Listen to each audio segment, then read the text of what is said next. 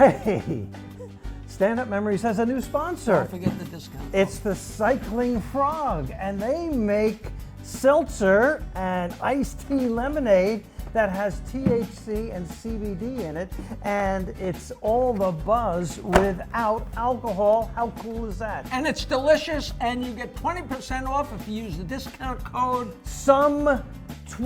SUM20. SUM, which stands for Stand Up Memories, 20% off, SUM20, and get your Cycling Frog at cyclingfrog.com. Cyclingfrog.com.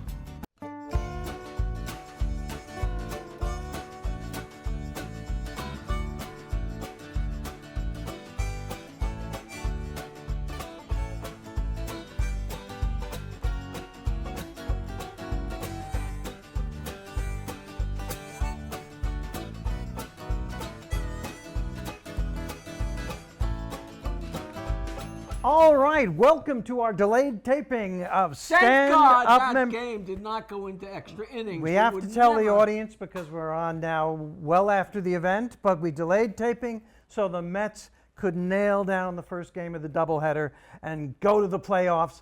Our guest is happy, our crew is happy, and let's do another episode of Stand Up Memories. That is a good idea.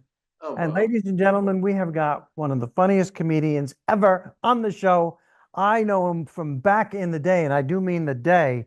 Way Back in New York City, working the clubs, starting together, having, well, now we remember it as fun. It was pretty tough at the time in many ways. But ladies and gentlemen, comedian and also movie actor, and still going strong. And as he built himself for years, the winner of the first New York City laugh-off. And That's- I'll tell you the big name that he beat in the first yeah. New York City laugh-off, none other than Eddie Murphy. Eddie Murphy. Eddie, And Eddie came in third. Who came in second? Schiff. Schiff came in second. Mark Schiff. I think Yeah. I was in that laugh-off. You don't get mentioned if you're number 37. But let's tell our audience who this is. This is Steve Mittleman, ladies and God. gentlemen. There he is, Unbelievable. How are you? coming us from LA. You're in LA, right? I'm in the desert. I'm near Palm Springs. Oh, you're in, okay. All right. So you're Indio. near Palm Springs. Indio, which is about 20 minutes east of Palm Springs. Yeah. All right. That's nice. That Yeah. is so nice. And I want to, Steve, I am not lying about this. Yeah. A number of years ago, Every time you say that, I know you're lying. I'm not lying. No. And Steve, you're gonna have to think because you're gonna have to explain this. Yeah. But we all need passwords all the time when we get new accounts. Yes. And I was racking my brain for a password that nobody's ever heard of, nobody will ever guess. Yeah. And I chose the word flirt nip. That's so funny. I That's did. I am not lying. Yeah. Yeah. And that's because I remembered you and I remembered your act. And he had a bit in his act about the word flirtnip. And Steve Mittleman, take it from here. That I'm playing my sister Scrabble, and people come up with these words, and then they do the Scrabble song. Look it up. Go ahead. Look it up. It's a word. Look it up. Go ahead. Look it up. It's a word. Look it up. It's tough to really do it sitting, but anyway. You get the idea. So she puts down the word flirtnip. I look it up. It said flirtnip, word only used in Scrabble. Isn't that a great bit? I And it was- remembered it. It's a it was word pretty only used in chaos. Scrabble, flirtnip. And I used it as a password.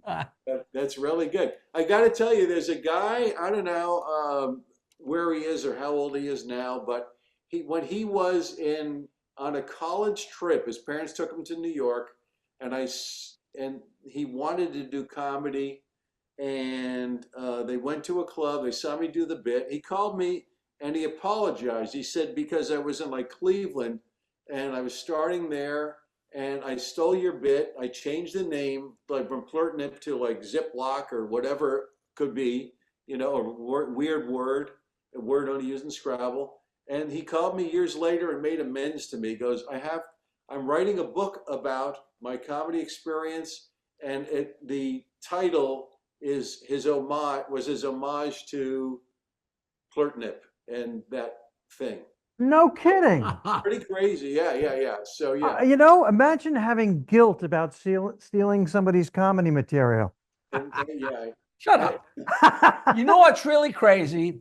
yeah, My father, everybody used to get so pissed off at him playing Scrabble with him yeah. because he did every New York Times crossword Oh, every smart day. guy. Him and my mother didn't speak for 40 years, but he would literally draw the New York Times crossword Yeah, and fill it out himself so he could give her the blank one, and meanwhile they hated each other. yeah, From doing crosswords, he knew every goddamn word, and we play Scrabble with him. And there was a word he used all the time, yeah. and we get so incensed. But the word was AI. Oh, AI. seriously? AI Wow, is a sheep. It's some kind that's of Bavarian sheep or something. And now wow. there's AI, which is, I haven't seen anybody bring that up. It's crazy. That is funny. But yeah, it's funny. Your father did the Times crossword puzzle, and my dad put together the Sunday Times. That was one of his jobs. They'd work all night to get the Sunday Times, all the 85 sections. It was like this thick, and now it's like this thick, you know. The Yes. But he worked. One of his jobs was that he was a working class guy, but very very different, you know. Remember how That thing was huge. That paper was huge. Like this, I know. Every week. every week it was super thick. Now, the LA Times on Sunday was also that thick. No, now it's like Now it's thin too. yeah, But there's a famous story about how the this. paper boy threw the Sunday LA Times over a hedge and killed a dog belonging to the actress Barbara Bain from Mission Impossible. My God. I, if you think about it, a little white fluffy dog getting hit, boom, from a thick New York Well, I Times or don't know why that's LA funny. Times. I don't know why you're laughing at the death of a dog. I'm thrilled that I remember the name Barbara Barbara Bain. And I remember Bain, she what she was a looked like. wonderful actress. She was a cutie too, I think, a She little bit. was. And you know who she was married to? Uh, Martin Landau. oh yeah, it makes I sense. didn't know. I remember I that. met that guy. You know those stupid comedy, not comedy, but the autograph shows they have, and they try and bring in whatever stars. And he was at one of these autograph shows, and I ran into him, and Wow. I told him what a hero he was to the people on the Stern Show because he did that the Ed Wood movie Yeah, that was about good. where he played Bela Lugosi, which was, Yeah, he was great. He was great. That was a oh, great. I loved it. home. I have no home. Oh, But he's Martin Landau. he was scary looking guy, he man. was in Crimes and Misdemeanors, Martin Landau, He right? was. He He was was. Yeah. amazing. That movie and Jerry Orbach as the bad blood brother was wonderful. Really Yes. wonderful. Absolutely. Now, Steve, let's Yes. tell our audience that this man was there at the creation. And I mean the comedy scene in New York City in the early 80s. Well, And we have the big three clubs, the Catch a Rising Star, the Improv, and the comic strip. Which club was your home club? You were well, at all three. I was somehow I managed to do the dance between all three, and it was odd. That summer of '76, I auditioned at the Improv mainly. I remember auditioning at the comic strip. It wasn't even built yet, but they had the three owners were there, and it was a daytime. You come in. I did a few minutes. I think I passed. I forget, but that was like 60 blocks from the Improv. So I would come in a little bit. I had jobs, like temp jobs, and I was going back to school. But comedy was so addictive that I literally, in the middle of my term, I would write letters to Mark Schiff, who I met. I met Mark and DeBellis and a bunch of people. And I I said, I got to quit school. I love comedy too much. I want to be a comedian for years anyway. I used to sneak in. I'm tall, so I used to, in like junior high or early high school, I was tall and they wouldn't question me. I would go to the Improv with my friends, and I loved it. I love comedy. I love wanting to be a disc jockey or a comedian, and I went to school for radio, and went to the School of Life for comedy, and that was 1976 is very early. That's earlier, That is- that's earlier than me by. What spawned you? Where were you from? Queens, Rochdale Village, miserable childhood. Rochdale, South Jamaica is a very tough area. It became, when heroin hit in the late 60s, you had like out of 20,000 people, and it's sort of like Co-op City, Rochdale. So you had like 20,000 people, 19,000 were Jews saving up to move to Long Island,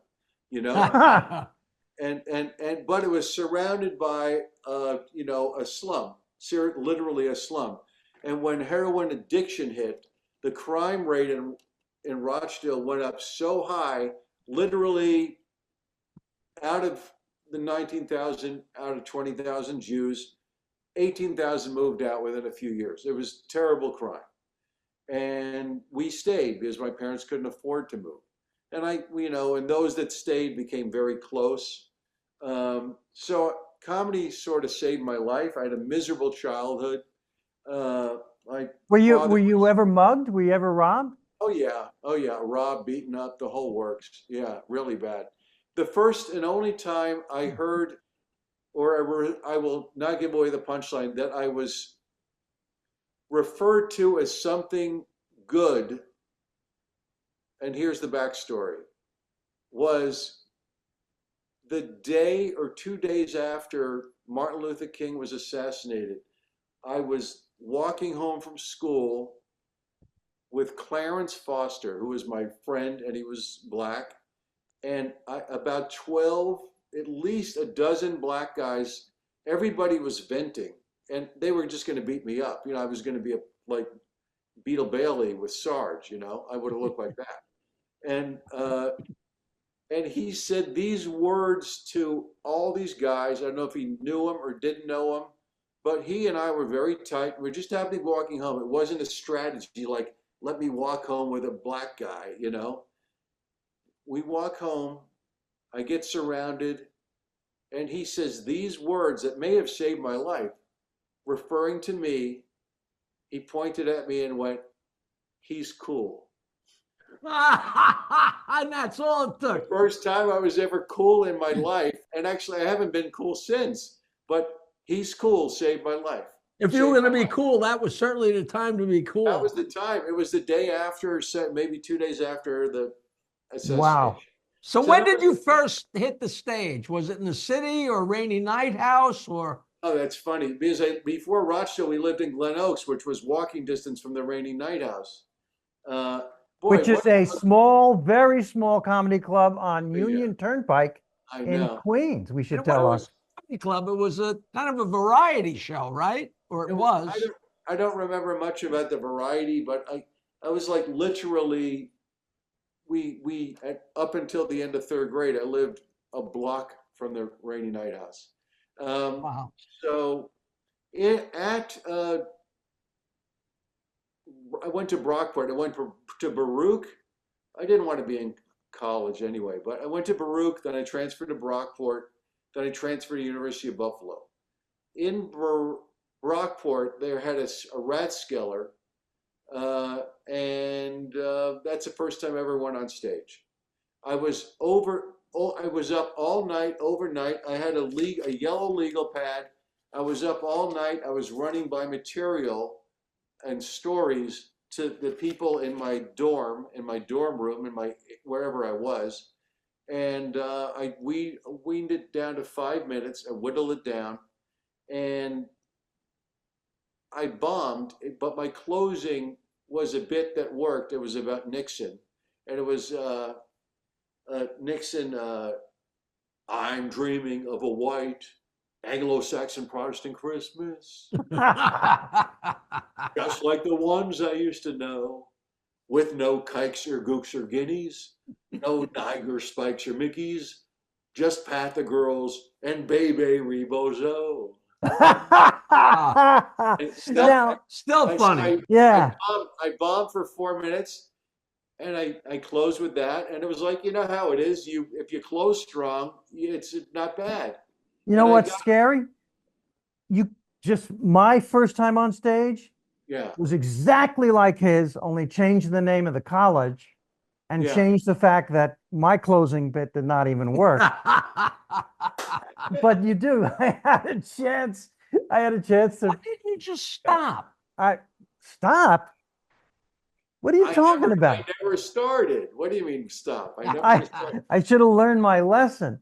No, Yeah, it's like losing your virginity when it comes to sex. Your it's a first time on stage, a comedian always remembers it. Yours yeah, was not as it traumatic as mine, was addictive, addictive. and And then, it is addictive. yeah, And a lot of comedians will say that when stand-up comedy is working well, it is better than sex well, for the I performer. Well, better tell than you a your couple. sex. Yeah, yeah, boy. Hopefully, and it lasts a lot longer than my sex. Uh, so, it, So what was your leap from college? Then where did oh, you go? I knew well because I used to go for the fun of it to the Improv and watch, Bob Shaw, Oh, uh, sure.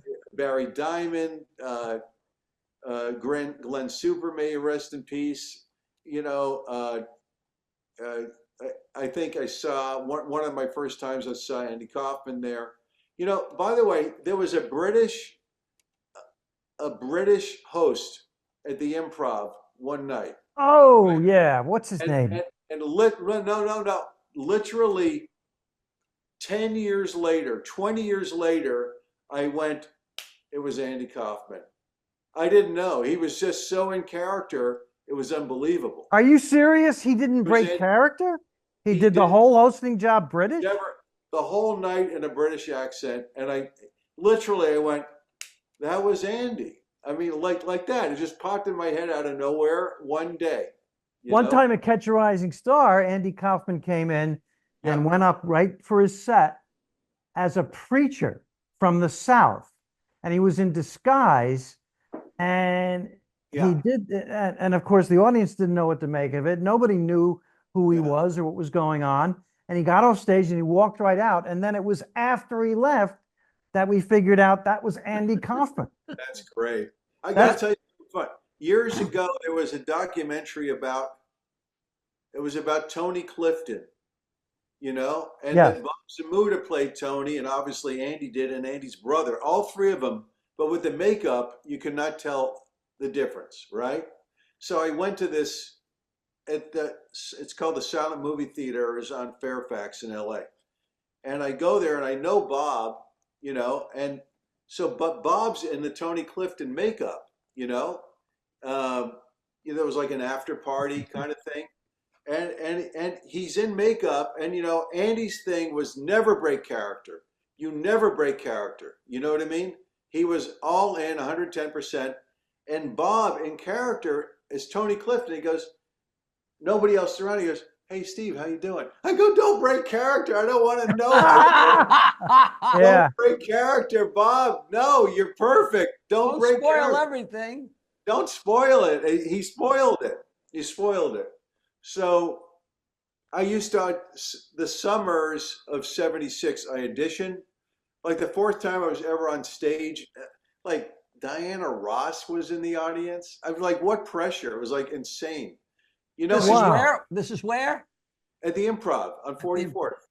Diana Ross was in the audience. I was like, holy shit, was that nerve wracking? Wow. And do you like wrestling? I remember one week. Remember wrestling a little bit. Remember Professor Toro Tanaka? Remember him? Say the name again. Professor Tanaka, Toro Tanaka. I knew all the guys in the 50s, but I don't recognize that one. He might have been played the Bond character, the evil with the hat, and he would fling the hat. I forget. Anyway, but he was there one time. So Judy Orbach, who you guys maybe remember, if I picked a number, let's say it was like from 1 to 35 or whatever, you just picked a number and that's when you went on, right? In that order. But she liked me. I don't know if she liked me, physically liked me, or she thought it was funny. But I'd pick 32. She goes, throw it back in, pick another number. She let me pick a good number. That was like a good. So the Improv was a good place for me. Pick a good I'm having number. a Steve Mittleman flashback. I think it was the comic strip. I think there was a bachelorette party that was a bit unruly right down front. And Yeah. I remember you leaning forward to these girls and saying, after sex, bless you, Sorry. after sex, I like to smoke. And right now, I'm dying for a cigarette. That's Do you great. remember saying that? You had Uh, that line. That was one of your no, lines. it was a joke of mine that I smoke. I smoke after sex. I haven't smoked in a while. I'm dying for a cigarette. I, I want emphysema, baby. You know, so you probably I found the perfect moment for it. But I got to tell you, so I went back to school, and I went to University of Buffalo, which was the most liberal school on the planet. You know, like Afro-American studies and women's studies, and so and I didn't know what I wanted to do, and I just I transferred there because my friends were there, and they were my roommates now, right? So I wanted to go back to comedy, but I was like studying like Tolstoy, which who knows what that meant. We had like a group therapy was a class. You know, watching TV and writing about it was a class. It was like bullshit. I had the perfect all the bullshit classes. Okay, and my dad had a stroke, and I was his dependent, even though I was paying for my own schooling, but I was his dependent. As long as you had 12 credits, you got money from Social Security because you were the dependent of somebody that was handicapped. Okay?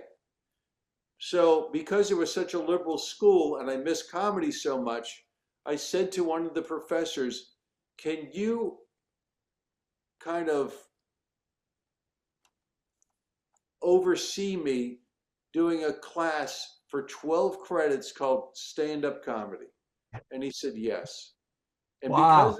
because of that, the last day of the fall winter term was December 15th. And December 16th, I was hanging out at Catch a Rising Star. So I call that my comedy anniversary date because I know the date. Uh, Huh. and I got like $150 a month. I wasn't a starving comedian. My sister lived at 89th and 2nd, between 1st and 2nd. She had a boyfriend she moved in with, and I kept her place, and I didn't have to pay her rent. She was just staying with him, 5 out of 7 nights a So week. you were all set. I hit the ground running. It was unbelievable. I was very lucky because for 8 months I got or more, I got that stipend or whatever you want to call it Now, from. this is December of 76. That's when I started. Yeah, yeah, You officially passed the started. class? Yeah, I did, and I literally remember. Thank Literally, God. where is it? But I had where the hell is it? Oh wait, here it is. Imagine I had like a book, like a loose leaf, like a 3-ring thing, right? Like this thick. I was writing material like crazy, and I mailed my material to the professor like in May sometime, and I got like a B. He said, "Well, there's some good premises here, and I wish I still had it, but I don't have it." Isn't that crazy? Yeah, it's That's just a great story. That yes. is, I that's hit. education working for the student. Oh yeah, and then when I was hanging out at the clubs, literally because they liked me, I guess I was very fortunate. The bartenders, you would eat. I would eat a burger every club every night. If I did 2 clubs, I had 2 burgers.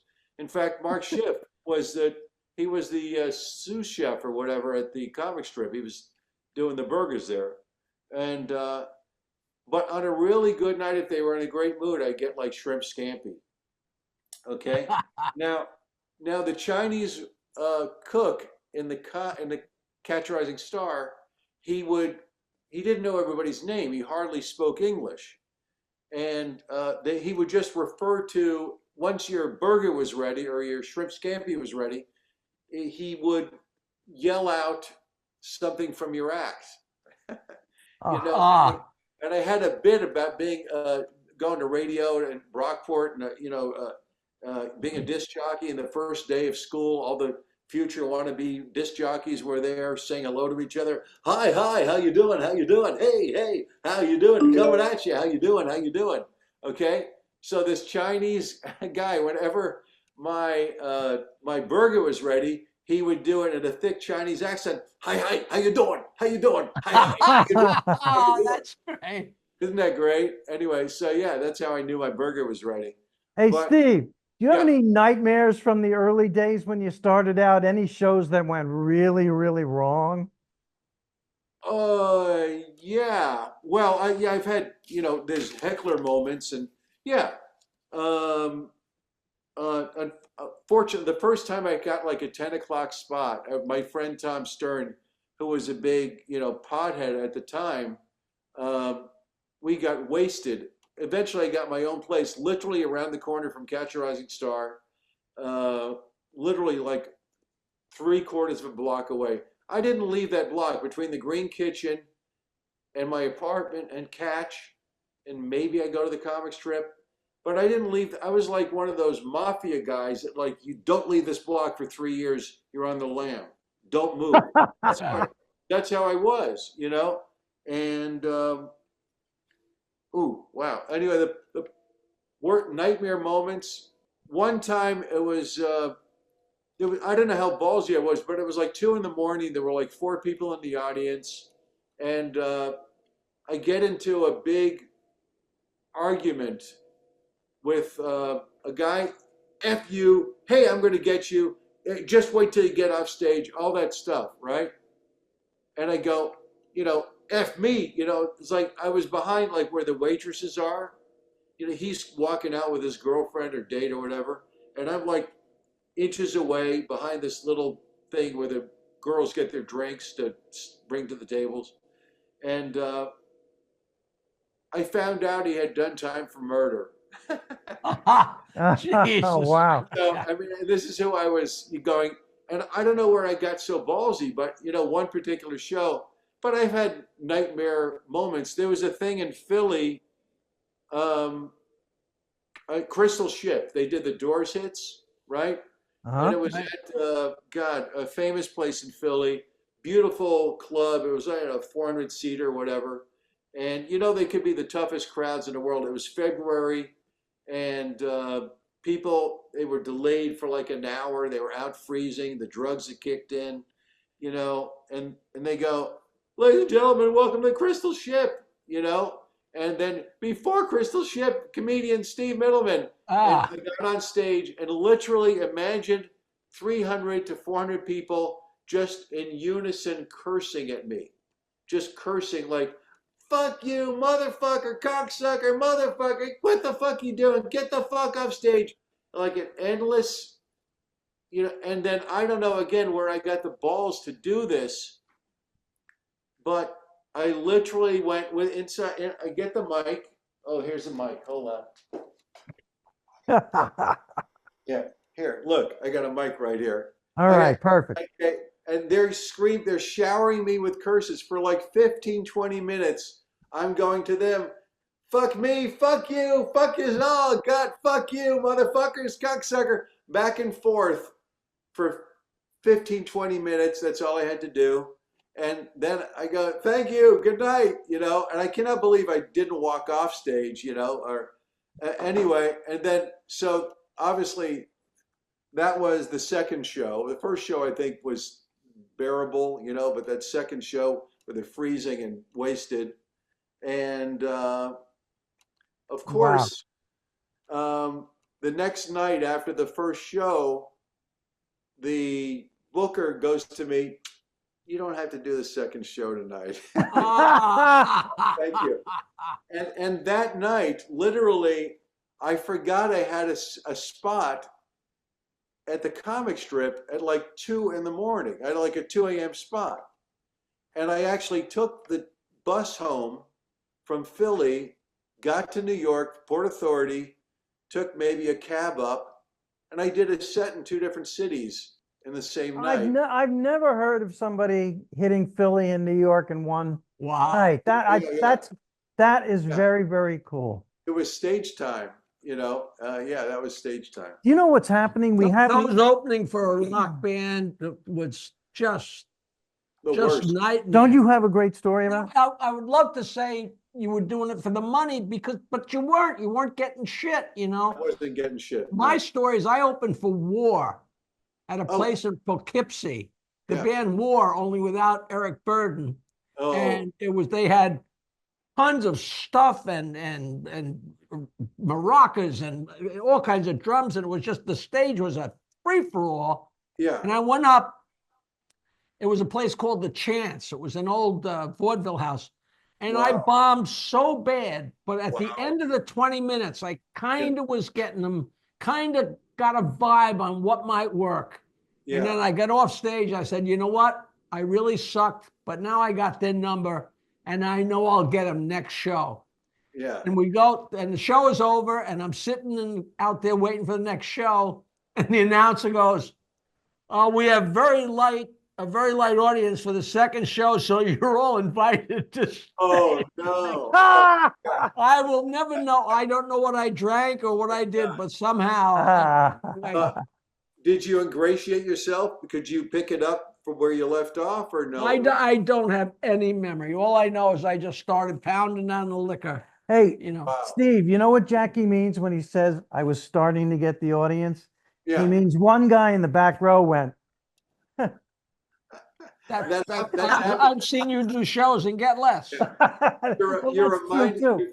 You've reminded me of something that happened to me. I did. I was married at one time in this temple, you know, in Westwood, and a year or so later, I got a gig there. You know, and it was Orthodox Jews. So the women are sitting with the women, the men are sitting with the men. You know, I went over.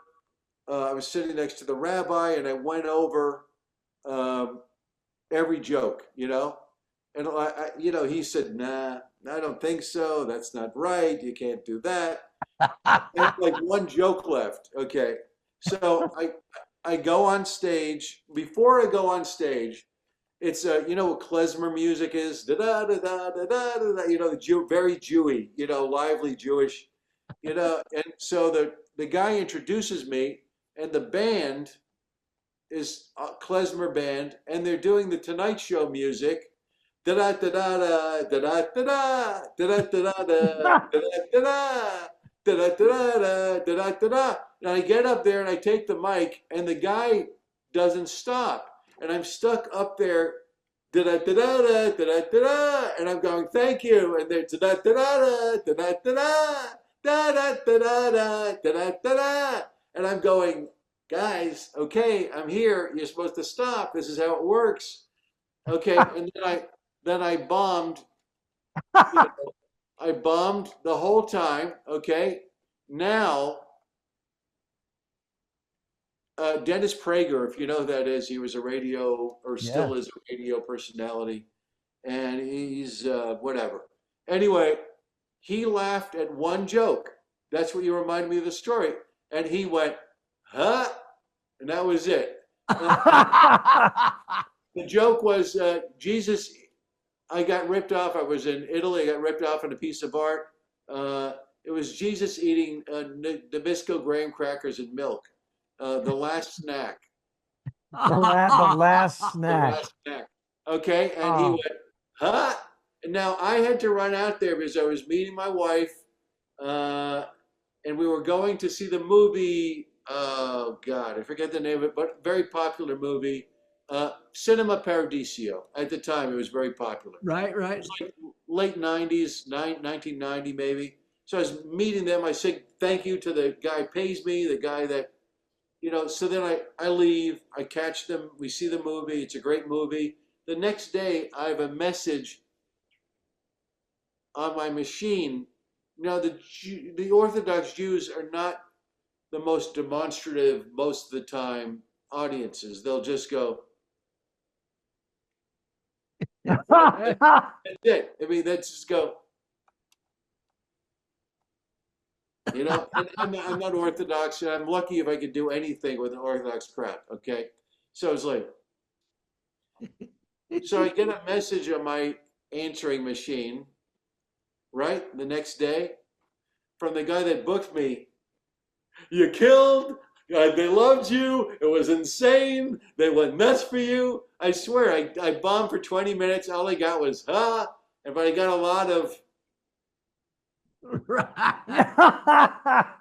I mean, how could he possibly think I killed? You know? Well, And we've all had that happen where Yeah. where you're suicidal, and then somebody says that was the greatest, and you're like, what room were you in? I know, you can't argue. It is a strange moment in time. And the reverse happens too, because I've done TV shows where you kill and they tape it, the taping is off. You know, they don't tape the laughs well. You know, you can they don't have mic the audience. Right. they don't mic the audience well. Actually, the original Letterman, I did. Yes, I was going to. Yes, it's, Yeah. They are famous for not bad. miking the. Yeah, It was bad, and you'd hear Yep. the background, the audience in the background. Ha, ha, ha, ha, ha. yeah. You know, and you go, I was there. I knew I killed. So the opposite happens too. You know. So, Steve, our time is up, and No, that's not fair. that not is fair. unfair. And we definitely want to have you back. I got to thank say you. one more thing. Yeah. All those Jerry Stanley gigs, Yes. and all those Long Island gigs, and all the Jim Balazzo's gigs, every time I see you, all I can think of is gravy on your meat. Gravy on your meat. What's that? The high school cafeteria woman? Yeah, I know. A gravy. 400 pounds, blue hair, white dress, look like cue balls with eyes. Gravy It's on your meat. evergreen. I had to say gravy on your meat. That's a classic. Now, We will do this again. let me put pressure on It's you so much fun. let's I have wrote a a big list- let's have a a big list of- ending here. A list of stories for you guys, by the way. Okay, save that. Yeah. I want you to go out big. Now, you promote yourself. Of course, you do mainstream audiences and you do Jewish audiences, which you specialize in. Yeah. Yeah. Give us a good joke that you would do only for a Jewish audience, but not for a mainstream audience. Oh God. Wow. That's a very. Think. Okay. Honestly, I could do them for both, but I would change it for one and not the other. Okay. Little old rabbi is standing in front of his congregation, looks at his notes. He says, how about this? Morris Fishberg is 111 years old. And the congregation goes crazy. A standing ovation for Morris Fishberg. And the rabbi squints. He looks at his notes. He goes, oh, I'm sorry. Morris Fishberg is ill. Oh, that's great. Oh, that's a great joke. Oh, yeah. Thank you. That's a great joke. This was so much fun. I may do your gig in person in a couple of weeks. I'm going to be in New York for We'd love that. And you are invited You back. are of course. invited. Dress Maybe. sexy. maybe it's tricky because I'm flying out the next morning and I'm going to be staying in Brooklyn at my sister's. It's not so easy to. And you have another podcast in Philadelphia the same day. We'll make it happen. Oh, okay. Steve I hope so. Mittleman, you Thank you. are a comedian extraordinaire. Steve Mittleman, ladies and gentlemen, thank you A so lot of much. fun. I Thank want to you. get a copy of this too. John Yeah. DeBella says you suck. Thank you. I'm Jackie Martling. This is Peter Bales. I'm Steve Mittleman. And I get a little confused. You are so confused. And don't go anywhere because we wanted to ask you something. But Okay. thank you for coming on Stand Up Memories. Thank And we'll you. see everybody next time. What a Spread the pleasure word. it is.